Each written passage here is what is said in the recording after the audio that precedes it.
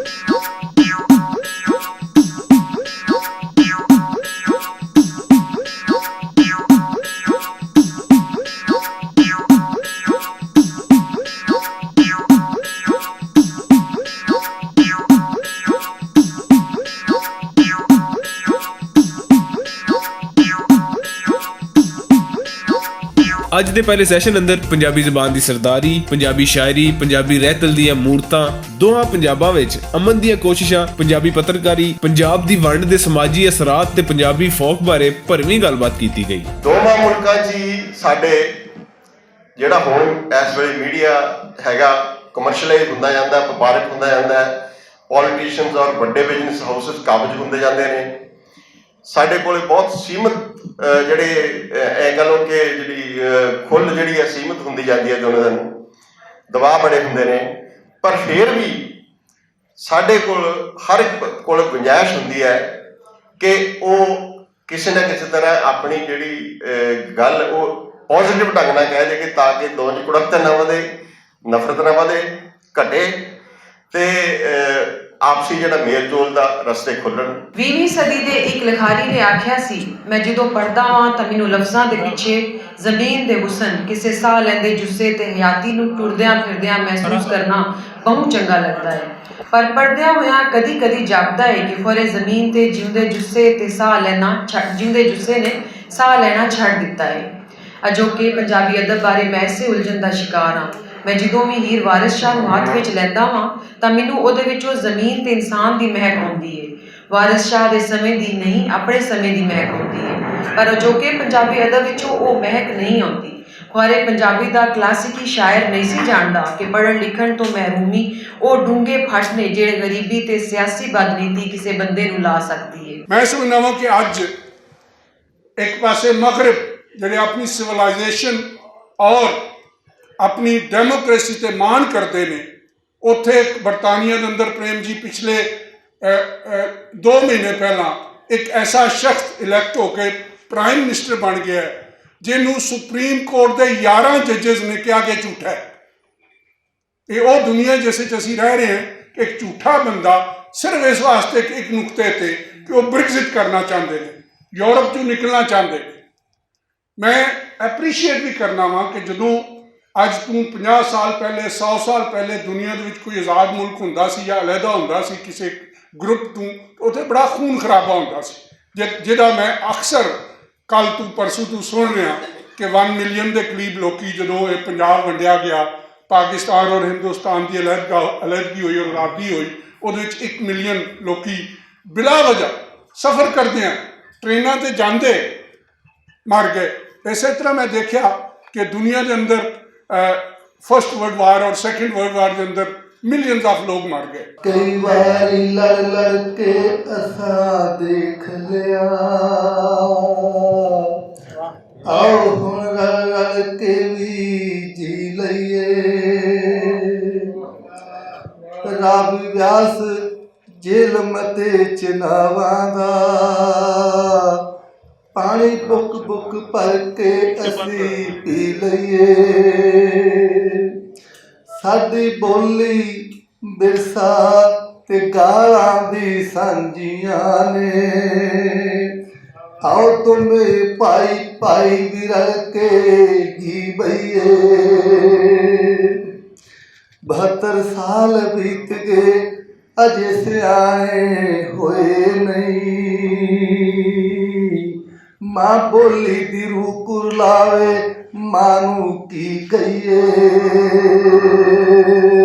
ਜਿਹੜੀਆਂ ਚੀਜ਼ਾਂ ਨੈਚੁਰਲ ਨੇ ਬੇਲਾ ਸਾਹਿਬ, ਹਵਾ, ਪਿਓਰ ਹਵਾ, ਤਾਜ਼ਾ ਪਾਣੀ, ਇਸੇ ਤਰ੍ਹਾਂ ਸਨਸ਼ਾਈਨ, ਇਸੇ ਤਰ੍ਹਾਂ ਹੋਰ ਕੁਦਰਤ ਨੇ, ਰੱਬ ਨੇ ਜਿਹੜੀਆਂ ਚੀਜ਼ਾਂ ਸਾਨੂੰ ਦਿੱਤੀਆਂ ਨੇ ਉਹਨੂੰ ਖਾਮਖਾ ਅਸੀਂ ਬਲੌਕ ਕਰਨੇ ਆ। ਰੂਸੋ ਇੱਕ ਫਿਲਾਸਫਰ ਸੀ ਜਿਹੜਾ ਕਹਿੰਦਾ everywhere in this world the man is born free but he is in chains. ਉਹ ਸਭ ਅਸੀਂ ਆਪ ਆਪਣਾ ਕੀਤਾ ਹੈ। ਅਸੀਂ ਸੁਣਨੇ ਹਾਂ ਆਜ਼ਾਦੀ, ਅਸੀਂ ਸੁਣਨੇ ਹਾਂ ਬੰਦਿਸ਼ ਹੈ, ਬੰਦਿਸ਼ ਹੈ, ਬੰਦਿਸ਼, ਲੇਕਿਨ ਰੱਬ ਨੇ ਸਾਰੀਆਂ ਚੀਜ਼ਾਂ ਫ੍ਰੀ ਕੀਤੀਆਂ ਹੋਈਆਂ ਨੇ। ਸਾਨੂੰ ਇਹ ਚਾਹੀਦਾ ਕਿ ਬਜਾਏ ਆਪਸ ਵਿੱਚ ਡਿਵੀਜ਼ਨ ਪੈਦਾ ਕਰਨ ਦੇ, ਬਜਾਏ ਆਪਸ ਵਿੱਚ ਲੜਨ ਦੇ, ਆਟਮ ਬੰਬ ਦੀ ਸ਼ਾਇਰੀ ਸਾਹਿਬ ਗੱਲ ਕਰ ਰਹੇ ਸਨ, ਤਲਵਾਰਾਂ ਚਲਾਉਣ ਦੀ ਗੱਲ ਕਰ ਰਹੇ ਸਨ, ਇੰਡੀਆ ਦੇ ਜੈਟ ਆ ਰਹੇ ਨੇ, ਪਾਕਿਸਤਾਨ ਦੇ ਜਸੂਸ ਜਾ ਰਹੇ ਨੇ। ਬਈ ਰੱਬ ਨੂੰ ਮੰਨੋ, ਖੁਦਾ ਨੂੰ ਮੰਨੋ, don't be in chains, B free like ਰੱਬ ਨੇ ਜੋ ਸਾਨੂੰ ਦਿੱਤਾ ਹੈ ਉਹਦੀ ਇੱਜ਼ਤ ਕਰੋ। ਜ਼ਿੰਦਗੀ ਕਿਸ ਦੋਸ਼ ਬਦਲੇ ਦੇ ਗਈ ਕਰੜੀ ਸਜ਼ਾ, ਪਹਿਲਾ ਵਾਹ ਨੇ ਟਾਣ ਤੋੜੇ ਫਿਰ ਜੜ੍ਹਾਂ ਤੋਂ ਪੁੱਟਿਆ। ਜ਼ਿੰਦਗੀ ਕਿਸ ਦੋਸ਼ ਬਦਲੇ ਦੇ ਗਈ ਕਰੜੀ ਸਜ਼ਾ, ਪਹਿਲਾ ਵਾਹ ਨੇ ਟਾਣ ਤੋੜੇ ਫਿਰ ਜੜ੍ਹਾਂ ਤੋਂ ਪੁੱਟਿਆ। ਮੇਰੀ ਮਾਂ ਭੁੱਲਦੀ ਨਹੀਂ ਅੱਧੀ ਸਦੀ ਪਹਿਲਾਂ ਦੀ ਬਾਤ, ਇੱਕ ਛੰਨਾ ਪੌਣੇ ਬੱਧੀ ਰੋਟੀ ਕੁੱਤਾ ਲੈ ਗਿਆ। ਮੇਰੀ ਮਾਂ ਭੁੱਲਦੀ ਨਹੀਂ ਅੱਧੀ ਸਦੀ ਪਹਿਲਾਂ ਦੀ ਬਾਤ, ਇੱਕ ਛੰਨਾ ਪੌਣੇ ਬੱਧੀ ਰੋਟੀ ਕੁੱਤਾ ਲੈ ਗਿਆ। ਦੂਜੇ ਸੈਸ਼ਨ ਵਿੱਚ ਪੰਜਾਬੀ ਤਾਲੀਮੀ ਨਿਜ਼ਾਮ, ਪੰਜਾਬੀ ਅਸਾਤੀਰ, ਪੰਜਾਬੀ ਤੇ ਦੂਜੀਆਂ ਮੁਕਾਮੀ ਜ਼ਬਾਨਾਂ ਸਮੇਤ ਕਈ ਮੌਜ਼ੂਆਤ ਉੱਤੇ ਖੁੱਲ੍ਹ ਕੇ ਬਹਿਸ ਹੋਈ। ਪੰਜਾਬੀ ਦੇ ਮਹਾਨ ਨਾਵਲਕਾਰ ਸਰ ਨਾਨਕ ਸਿੰਘ ਪ੍ਰੀਤਨਗਰ ਆ ਕੇ ਵਸ ਗਏ। ਮਹਾਨ ਕਲਾਕਾਰ ਬਲਰਾਜ ਸਾਹਨੀ ਨੇ ਮੁੰਬਈ ਛੱਡ ਕੇ ਪ੍ਰੀਤਨਗਰ ਵਸਣ ਦਾ ਫੈਸਲਾ ਕਰ ਲਿਆ ਤੇ ਉਹਨਾਂ ਨੇ ਪ੍ਰੀਤਨਗਰ ਵਿੱਚ ਘਰ ਵੀ ਬਣਾ ਲਿਆ।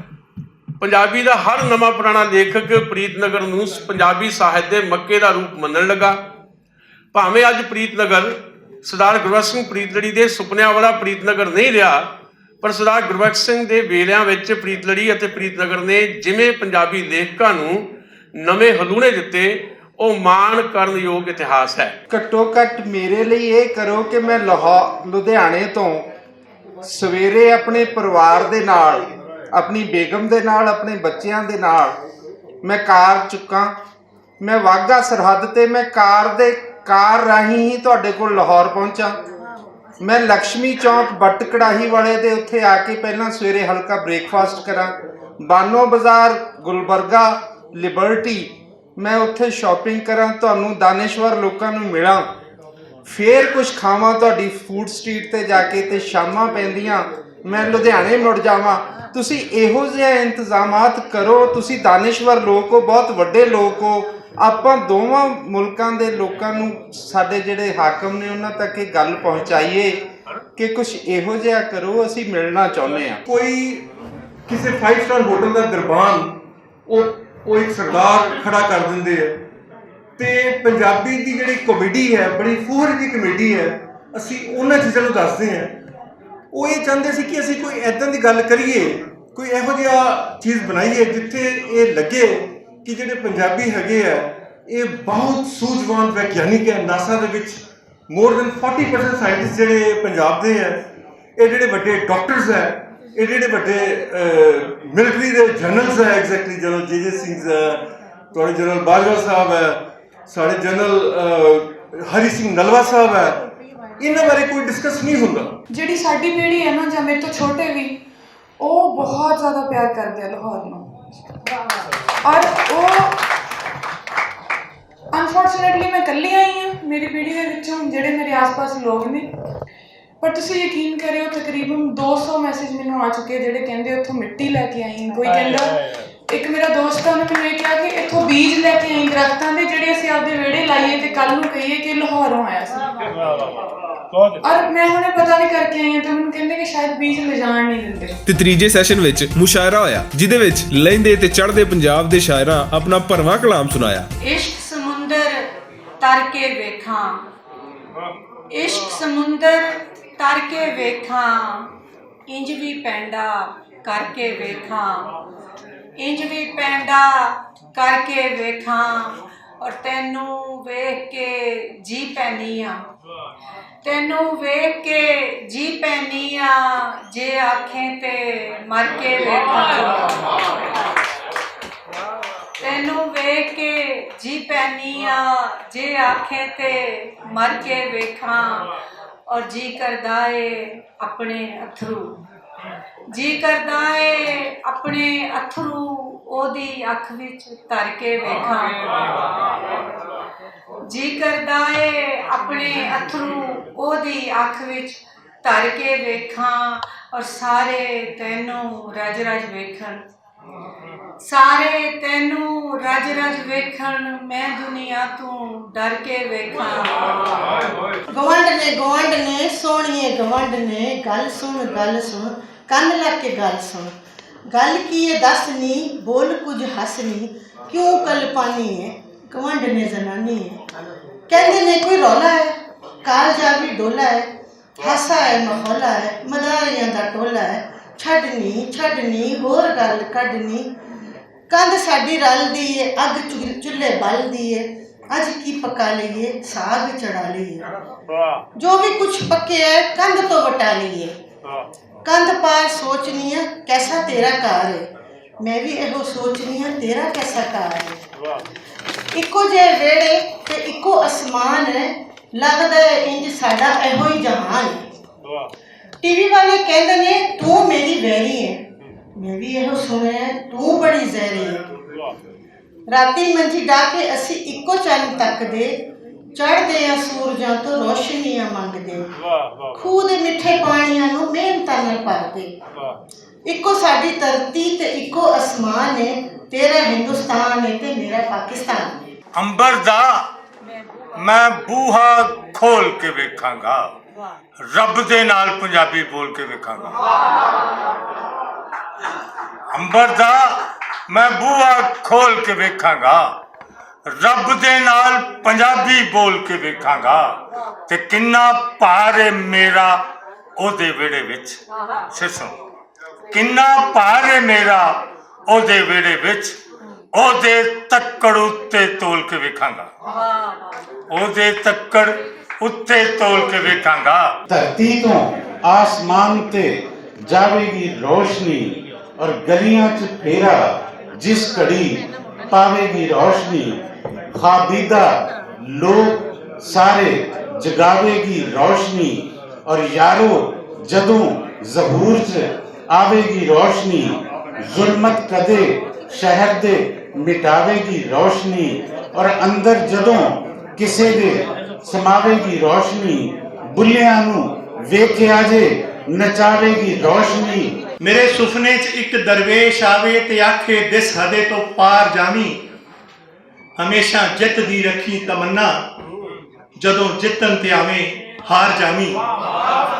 ਜੇ ਪਾਣੀ ਨਾਲ ਢਿੱਡ ਭਰਦਾ ਤਾਂ ਸਾਰੇ ਮਜ਼ਦੂਰ ਪੀ ਕੇ ਸੌਂ ਜਾਂਦੇ, ਰਾਤ ਛੱਤ ਵਰਗੀ ਨਹੀਂ ਹੋ ਸਕਦੀ, ਰਾਤ ਛੱਤ ਵਰਗੀ ਨਹੀਂ ਹੋ ਸਕਦੀ। ਹਯਾਤੀ ਕੋਈ ਨਜ਼ਮ ਨਹੀਂ ਹੈ, ਜਿਹਨੂੰ ਅਸੀਂ ਜਿਵੇਂ ਦੀ ਲਿਖੀਏ ਤੇ ਉਹ ਨਜ਼ਮ ਵਰਗੀ ਸੋਹਣੀ ਤੇ ਕੂਲੀ ਹੋ ਜਾਏ। ਕਿ ਸਾਨੂੰ ਫਾਲਿਆ ਲਾ ਗਏ ਨੇ, ਸੁਤੀਆਂ ਕਲਾਂ ਜਗਾ ਗਏ ਨੇ, ਸਾਨੂੰ ਫਾਲਿਆ ਲਾ ਗਏ ਨੇ, ਸੁਤੀਆਂ ਕਲਾਂ ਜਗਾ ਗਏ ਨੇ। ਪੀੜਾਂ ਵੰਡਣ ਆਏ ਸਨ, ਹੋਰ ਵਧਾ ਗਏ ਨੇ। ਅਸੀਂ ਪੈਰੀ ਧਰ ਅੰਗਿਆਰ ਤੁਰੇ, ਅਸੀਂ ਆਪਣਾ ਆਪਾ ਵਾਰ ਤੁਰੇ। ਵਾਹ ਕੀ ਦਸੀਏ ਕਿੰਜ ਗੁਜ਼ਾਰ ਤੁਰੇ, ਕਿੰਨਾ ਪੈਂਡਾ ਸਿਰ ਦੇ ਭਾਰ ਤੁਰੇ। ਇਸ ਤੋਂ ਪਹਿਲਾਂ ਤੋੜ ਦਵੇ ਦਿਲ, ਉਹਨੂੰ ਆਖੋ ਮੋੜ ਦਵੇ ਦਿਲ, ਉਹਨੂੰ ਆਖੋ ਮੋੜ ਦਵੇ ਦਿਲ। ਔਰ ਐਸਾ ਕੋਈ ਤਵੀਜ਼ ਦੇ ਪੀਰਾ, ਐਸਾ ਕੋਈ ਤਵੀਜ਼ ਦੇ ਪੀਰਾ, ਉਹਦਾ ਖੇੜਾ ਛੋੜ ਦਵੇ ਦਿਲ। ਤੇਰੀ ਟੇਰੀ ਟੇਰੀ ਪਿੰਡ 'ਚ ਪਸੂੜੀ ਪੈ ਗਈ, ਉਹ ਪਿੰਡ 'ਚ ਪਸੂੜੀ ਪੈ ਗਈ, ਗੱਲ ਨਿਕਲੀ ਜੋ ਤੇਰੀ ਮੇਰੀ, ਪਿੰਡ 'ਚ ਪਸੂੜੀ ਪੈ ਗਈ। ਇੱਕ ਨੇ ਇੱਕ ਦੇ ਹੱਥ ਨੂੰ ਕੁੱਟਿਆ, ਦੂਜੀ ਨੇ ਇੱਕ ਪੇੜਾ ਸੁੱਟਿਆ, ਤੇ ਰੋਟੀਆਂ ਵਾਲਾ ਮੇਲਾ ਲੁੱਟਿਆ, ਤੇ ਹਾਸਾ ਵਿੱਚ ਚੰਗੇਰੇ ਫੁੱਟਿਆ, ਤੇ ਹਾਸਾ ਰੱਬ ਦਾ ਨੂਰ ਤੇ ਮੇਰੇ ਵਿਹੜੇ ਵਿੱਚ ਵਿੱਚ ਤੰਦਰੁਸਤ। ਬਾਬਾ ਗੁਰੂ ਨਾਨਕ ਕਾਨਫਰੰਸ ਦਾ ਲਾਹੌਰ ਅੰਦਰ ਹੋਣਾ ਤੇ ਇਹਦੇ ਵਿੱਚ ਚੜ੍ਹਦੇ ਤੇ ਲਹਿੰਦੇ ਪੰਜਾਬ ਦੀ ਖੁੱਲੀ ਰਲਤ ਨੇ ਸਾਬਤ ਕੀਤਾ ਕਿ ਪੰਜਾਬੀ ਅਮਨ ਤੇ ਪ੍ਰੀਤ ਦੀ ਗੱਲ ਕਰਦੇ ਨੇ। ਕੈਮਰਾਮੈਨ ਜ਼ਿਸ਼ਾਨ ਬੱਟ ਦੇ ਨਾਲ ਰਿਜ਼ਵਾਨ ਅਸਗਰ ਬੱਟ, ਭੁਲੇਖਾ ਟੀਵੀ, ਲਾਹੌਰ।